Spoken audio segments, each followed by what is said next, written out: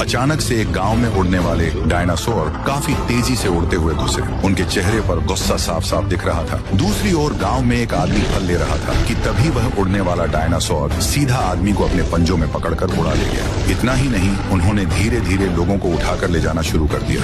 इंसानों को वो काफी ऊंचाई पर ले जाते और वहाँ से छोड़ देते। सारे लोग चीखते हुए नीचे की ओर गिरते।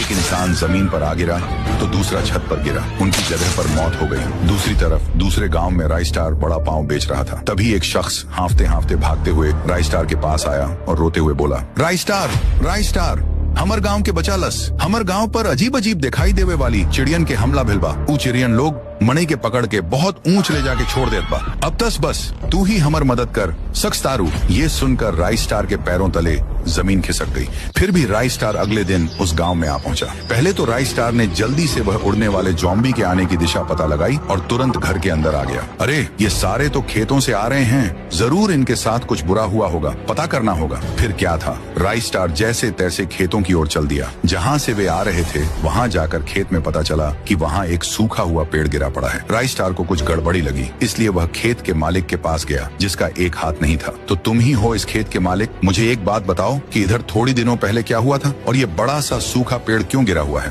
अरे पूछो मत की हुआ। वो दिन मेरे खेत में वही सूखा पेड़, पुष्पा और उसके आदमी पेड़ काटने के लिए आया था, बस एक चीज के लिए, उड़ने वाला डायनासोर का अंडा, ताकि वो लोग अंडा बेच के करोड़पति बन सके। वो काट रहा था, तभी मैं बोला, अरे पुष्पा तुम ही गलत कर रहा है, तुम भूल गया कि किसका अंडा है। अभी का अभी पेड़ काटना बंद करो, ना तो मैं तुमको छोड़ बेगा नहीं। लेकिन उन्होंने मेरी एक नहीं सुनी और उसके आदमी ने मेरे हाथ काट दिए। दर्द से तड़पता रहा मैं। अबे ज्यादा चपड़ चपड़ करने की क्या जरूरत थी रे? अरे काटो रे। और वे पूरे पेड़ को काट कर सारे अंडे टेम्पू में लेकर चले गए। पता नहीं सारे उड़ने वाले डायनासोर कहाँ चले गए। राइस्टार को मालिक की बात सुनकर सब समझ में आ गया। वह अपने खास दोस्त रॉकी को सीटी मारकर बुलाता है। सीटी की आवाज सुनकर रॉकी आया, जो कि एक जादुई चील थी।